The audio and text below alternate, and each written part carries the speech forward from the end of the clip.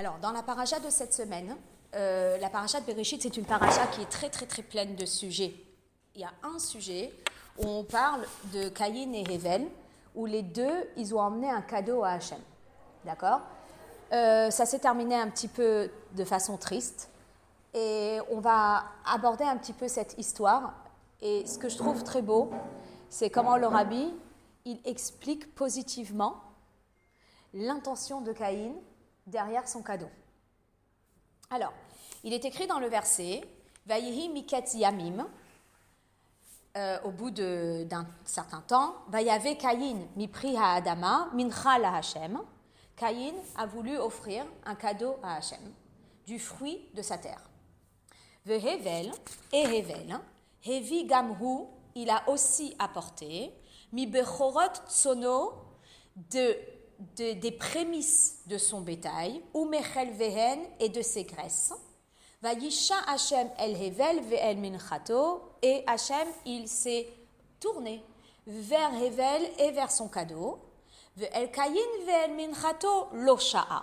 Mais par contre, il ne s'est pas tourné vers Caïn et son cadeau. Devant ça, Vayichar le Caïn meod, Caïn se fâche, Vayiplu panav, et il est très triste, à tel point que Dieu lui demande « Pourquoi tu es si triste ?» Bien, lorsqu'on regarde cette histoire, eh bien, on se pose la question « Qu'est-ce que Caïn a-t-il emmené pour que son cadeau soit refusé ?»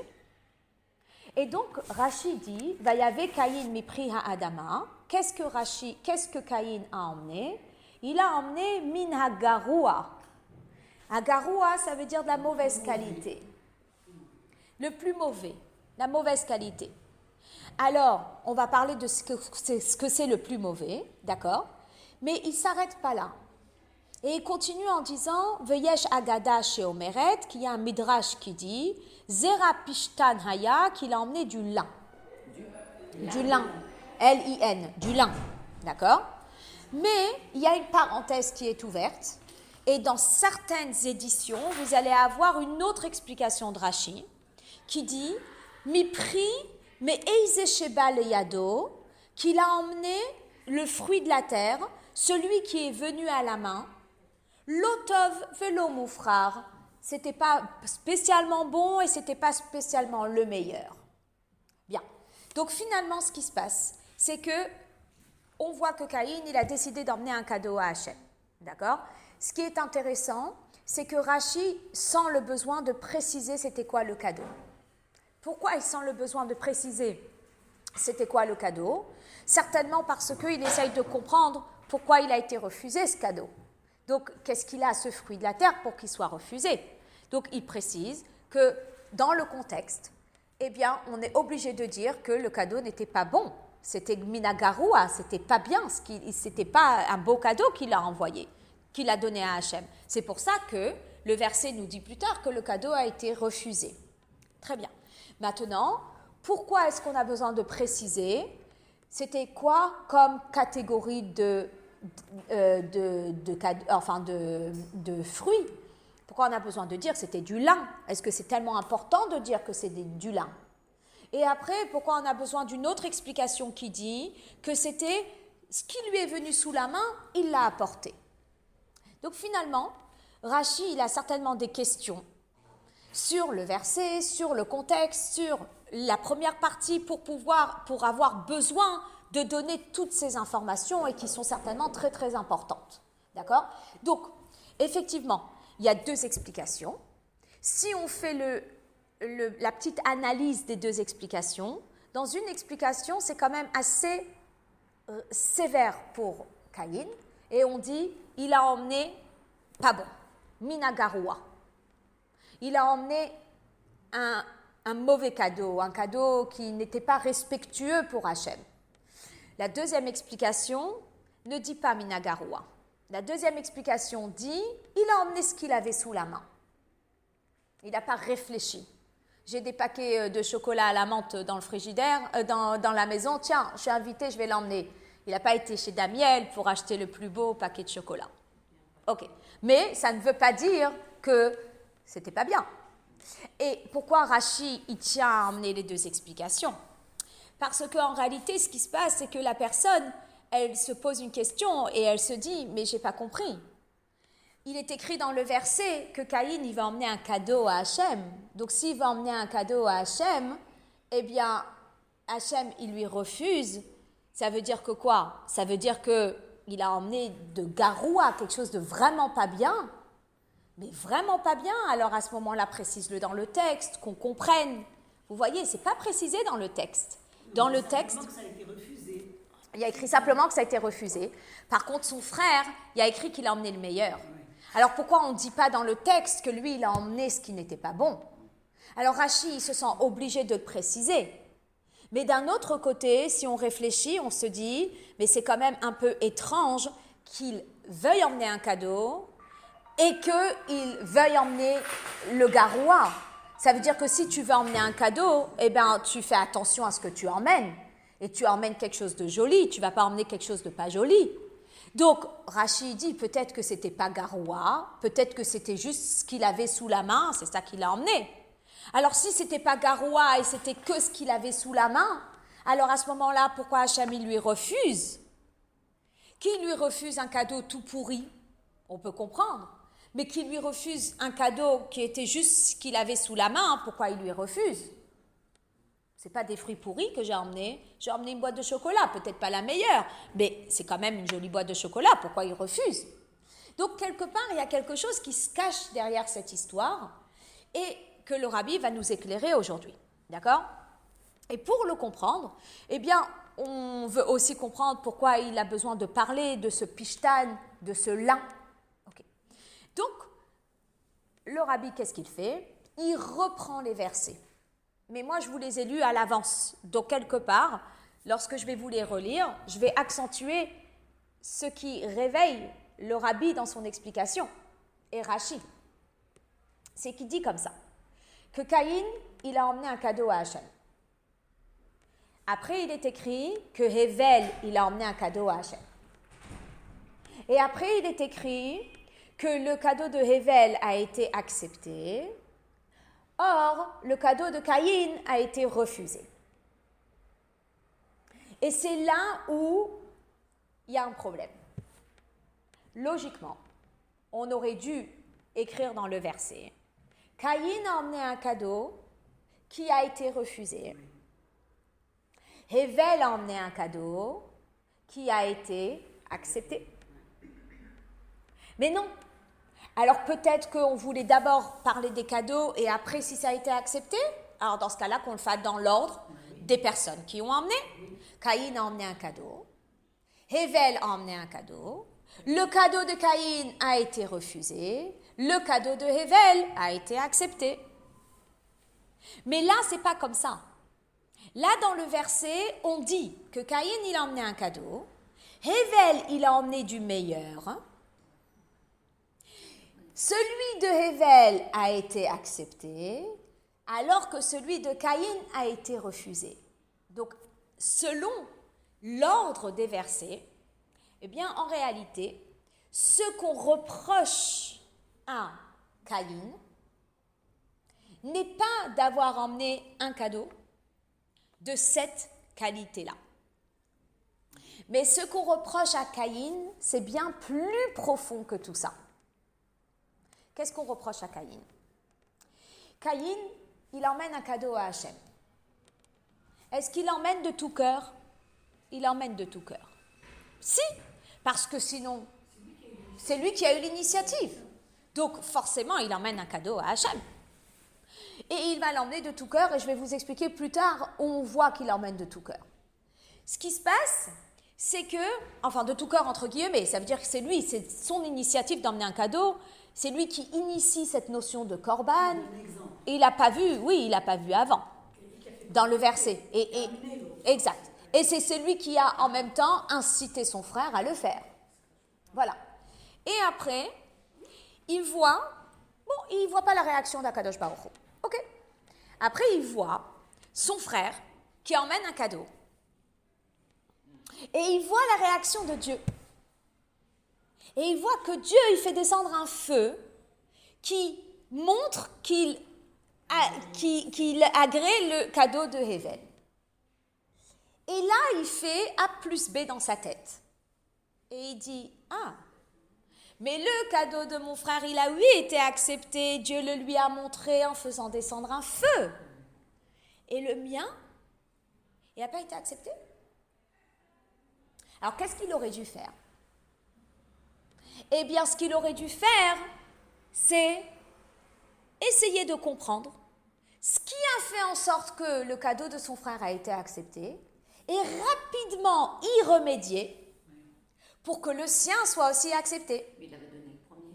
Il l'avait donné, mais alors après, on peut arranger, on peut faire tchouva, on peut regretter, on peut rapidement retourner dans la pièce et dire « Ah ben tiens, vous savez, ça existe, on apporte un cadeau et après on arrive à la fête et on voit la copine qui apporte un cadeau et on s'est dit « Ouh là là, mais j'ai pas du tout apporté, comme tout le monde, ça me fait trop bizarre. Vite, vite, vite, attends, je descends 2 minutes, je vais aller acheter des fleurs en bas, vite, je remonte et je ramène quelque chose pour compléter parce que je sens que c'était pas adapté ou que c'était pas approprié. » Donc finalement, ce qui se passe, c'est que ce qu'on reproche à Caïn, c'est quoi?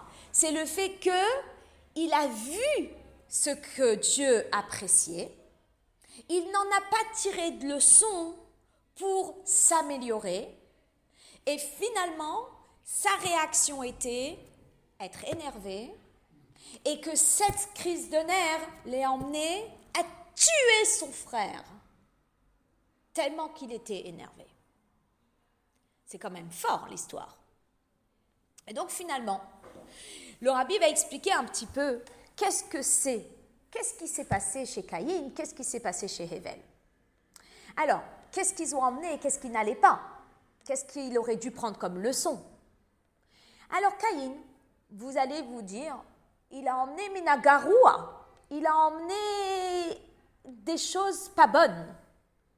Et Hével, il a emmené les meilleurs de son troupeau. Maintenant, dites-moi, il avait besoin de voir le cadeau de son frère pour se rendre compte que ses fruits étaient pourris. Il n'a pas besoin de voir le cadeau de son frère pour comprendre que ce qu'il a emmené, c'était pourri. Si c'est pourri, point, à la ligne. Donc, qu'est-ce qui s'est passé chez son frère qui aurait pu lui faire prendre conscience que ce qu'il a fait lui n'était pas adapté? Et c'est pour ça que Rashi ne va pas s'arrêter sur le mot minhagaroua, que c'était pas bon ce qu'il a emmené, parce que c'était plus profond que ça. Et il précise qu'il a emmené pishtan, qu'il a emmené du lin. Et l'enfant, il comprend rien, le lin. Eh bien, pas du tout. L'enfant est très intelligent. C'est un enfant qui a déjà étudié le Chumash. Et il a déjà étudié qu'au Gan Eden, il y avait 4 Neharim, il y avait 4 fleuves qui sortaient du Gan Eden. Veha Echad, et le premier fleuve, le meilleur, il s'appelait Pishon. Et pourquoi il s'appelait Pishon? Parce que il faisait ce fleuve, il faisait pousser la plus belle espèce de fruits de la terre qui puisse exister. Et c'est quoi? C'est du lin, Pishtan. Pishon, Pishtan. L'enfant, lorsqu'il voit Pishtan dans le Rashi, il dit « Ah, il n'a pas emmené n'importe quoi. » C'est comme si je vous disais « Tu as emmené... Qu'est-ce que tu as emmené comme bijoux ?» Elle va dire « J'ai emmené des diamants. » « Ah, tu as offert à la Kala des diamants. Zetov, tu as emmené quelque chose de beau. Entre le cuivre, l'or, l'argent, les diamants c'est chachouv. » Donc, Caïn, qui veut offrir un cadeau à Hachem, et qui va initier ce projet d'offrir un cadeau à Hachem, il va aller chercher dans sa récolte les diamants. Et les diamants, c'est Pishtan, c'est le lin. Par contre, dans sa tête, le plus important, c'est les diamants. Peu importe si c'est un A ou un B ou un C ou un brillant ou un pas brillant, ou meilleure qualité, pas meilleure qualité. Un diamant, c'est un diamant. Donc, il ne fait pas attention à la qualité du diamant. À partir du moment où il est parti piocher dans la plus belle catégorie, c'est le plus important. Rashi nous dit, le problème, c'est que Il a emmené Pishtan, mais il a emmené Minagarua. Il n'a pas emmené la plus belle catégorie de lin. Il a emmené du lin, point. Il n'a pas fait attention si c'est le plus beau lin ou pas le plus beau lin. Très bien. Maintenant, il voit son frère arriver. Avec quoi il arrive son frère? Son frère, il arrive avec Tson, avec un troupeau. Ah, mais il y a une catégorie qui est plus élevée que le troupeau petit bétail. C'est quoi? C'est le gros bétail. Mais il voit que son frère, il n'a pas choisi le gros bétail. Son frère, il a choisi une catégorie inférieure, donc il n'a pas choisi, dans notre exemple, les diamants, il a choisi l'or. Mais, à la différence, il a pris quoi comme or? Il a pris quoi comme modèle? Il a pris le plus beau dans cette catégorie. Alors la différence entre Caïn et Hével, c'est que Caïn, il a misé sur la plus belle catégorie sans prendre cas de quoi dans cette plus belle catégorie. L'autre, il a préféré opter pour une catégorie inférieure, mais le plus beau dans cette catégorie inférieure. Et quelque part, lorsque Caïn, il voit ça, il se dit, ok, chacun son choix. Moi, j'ai choisi de prendre la plus belle catégorie. Lui, il a choisi de prendre la catégorie inférieure, mais le plus beau dans cette catégorie. Ok, bon, il a peut-être même pas fait attention. Mais après, il a vu la réaction de Dieu. Et à la réaction de Dieu, il aurait dû être interpellé et comprendre que pour Akadosh Baruch Hu, c'est Kol relève la Hachem. Que pour Akadosh Baruch Hu, le plus important, c'est qu'on voue le meilleur, peu importe c'est quoi la catégorie, à Hachem. Et d'où on le sait, parce que le feu, il est descendu pour le cadeau de Hével, il n'est pas descendu pour le cadeau de Caïn. Et Caïn, il aurait dû être interpellé par ça, il aurait dû dire « Ah, j'ai emmené le pishtan, mais il faut que j'emmène le meilleur du pishtan, il faut que j'emmène le plus beau lin, il ne faut pas que j'emmène le lin de Chine, il faut que j'emmène le plus beau lin. » Là, comme il n'a pas pris il n'a pas fait ça, alors à ce moment-là, qu'est-ce qui s'est passé? C'est quoi la suite? Eh bien, la suite, c'est que lui-même, il a régressé. Et la suite, c'est qu'il a tué son frère. Et la suite, c'est que c'était la catastrophe. Finalement, le rabbi, qui est toujours en train de juger une personne, l'étoffe pour le bien, va expliquer cette histoire de façon extraordinaire. Il va expliquer que déjà, selon la halakha, quand on regarde le Rambam, il va s'inspirer de cette histoire de Caïn et de Hével pour nous dire quel type de korbanot on doit offrir à Hachem. Que le riche, il a le droit de choisir s'il a envie d'emmener un petit oiseau au lieu d'emmener un mouton, il a le droit. Mais s'il emmène le petit oiseau, il doit emmener le plus beau. Il n'est pas obligé de toujours miser sur la catégorie la plus chère. Mais, peu importe la catégorie qu'il va choisir, il faut qu'il choisisse le plus beau dans cette catégorie et c'est comme ça qu'il va mettre en valeur cette catégorie. Et ça, c'est quelque chose de très fort. Parce que, en réalité, quand on offre quelque chose à Akadosh Baruch Hu, on montre qu'Akadosh Baruch Hu, il est le maître du monde et on montre que la Hashem ha'aretz umloa, que la terre, elle appartient à Dieu. Donc, si moi, je vais offrir à Hachem que les diamants, et si moi, je vais offrir à Hachem que le gros bétail, ça veut dire que je ne valide pas que Hachem, il est partout. Je valide que Hachem, on ne peut attribuer à Dieu que la plus belle catégorie, mais les autres, comme on dit en yiddish, ça veut dire que c'est pas pour Hachem. Or, la Hachem ha'aretz umloa, si le monde entier il appartient à Hachem, c'est que chaque catégorie peut être à la table d'Akadosh Baruch Hu. La seule chose, c'est que si tu décides de mettre des pommes de terre, tu mets la plus belle qualité. Et si tu décides de faire un cadeau de farine et d'huile, la plus belle qualité. Et si tu décides de faire un petit oiseau, la plus belle qualité. Mais n'importe quelle chose que tu vas choisir la plus belle qualité dans cette catégorie. Alors on se pose la question, Et le rabbi se demande, mais comment se fait-il que Caïn, il n'a pas pensé à ça? Comment se fait-il que Caïn, il a plutôt opté pour la catégorie la plus élevée plutôt que pour la plus belle qualité dans n'importe quelle catégorie? Le rabbi dit que c'est très fort. En réalité, Caïn, il regardait Akadosh Baruch Hu en tant que Yachid. Je vais expliquer. Et Hevel, il regardait Akadosh Baruch Hu en tant que Echad. Et j'explique la différence. Yachid, c'est unique. Echad, c'est un. On dit Shema Israël, Hachem Elokeinu, Hachem Echad. Écoute Israël, Hachem est notre Dieu, Hachem est un. Quand je dis un, il peut y avoir deux. Pourquoi je ne dis pas unique? Pourquoi on ne dit pas Hachem Yachid? Alors, Chassidut explique que Caïn, il regardait que Dieu en tant que Yachid, en tant que unique, et il a voulu le montrer à travers le cadeau qu'il a apporté. Il a apporté Pishtan, il a apporté du lin, et la particularité du lin, c'est que c'est une tige par graine. Et il a voulu montrer à travers ça que Dieu, il est unique, et il est au-delà des différences. Et donc, il ne voulait pas marquer la différence dans son panier. Il ne voulait pas dire le plus beau lin, le moins beau lin. Il a pris le lin, il a emmené le lin. Il n'a pas voulu marquer la différence. Donc c'est positif. Le rabbi, il juge toujours positivement. Mais il dit que Caïn, il a vu faux. Pourquoi il a vu faux? Parce qu'il a voulu montrer au monde que Dieu est unique et qu'il n'y a rien à part Dieu.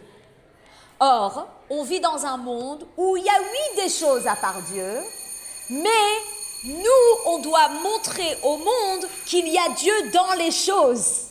Que les choses, elles existent, mais Echad. Il y a Dieu dans les choses, que les choses ne peuvent pas exister sans la lumière de Dieu qui les anime. Et ça, comment on le montre? C'est quand on prend n'importe quelle catégorie et qu'on montre que dans n'importe quelle catégorie, il y a du relève, il y a du meilleur et que le meilleur, je l'offre à Kadosh Baruch Hu. Là, le rabbi, il explique toute la notion du hidour. Il dit, c'est pas suffisant de faire un cadeau à Hachem. C'est pas suffisant de consacrer notre temps à Hachem. C'est pas suffisant de consacrer nos vêtements à Hachem pour un Shabbat et pour un Yom Tov. C'est pas suffisant de faire une table pour Hachem. C'est pas suffisant. Il faut le hidour. C'est pas suffisant d'acheter un étrog. C'est pas suffisant d'acheter un loulav. Mais là où tu peux embellir la mitzvah et montrer qu'il y a Hachem dans chaque chose et que tu donnes le meilleur à Hachem, tu dois le faire. Et donc, lorsque on a vu l'histoire de Caïn et de Hevel, ça a accentué cette notion et l'importance du hidour, de l'embellissement de la mitzvah. Maintenant, nous, on se dit, pourquoi c'est tellement important d'embellir la mitzvah? Si je fais la mitzvah sans l'embellir, c'est valide, c'est une mitzvah. Pourquoi j'ai besoin de l'embellir? Alors, le rabbi nous explique l'urgence d'embellir une mitzvah et pourquoi c'est important. Il dit, regarde ce qui s'est passé avec Caïn. Avec Caïn, il était sur une montagne. Il a stagné, il a dégringolé. Hidour mitzvah, embellir une mitzvah, ça veut dire toujours vouloir faire mieux et toujours vouloir embellir notre accomplissement de Torah et mitzvot. Ça veut dire ne pas stagner, ça veut dire évoluer. À ce moment-là, notre mincha sera accepté par Akadosh Baruch Hu. Et surtout à ce moment-là, eh bien Hachem nous comblera de toutes les brachot et on ne subira pas la chute telle que Caïn l'a subie. Voilà. Elle est extraordinaire cette sira parce que elle est incroyable.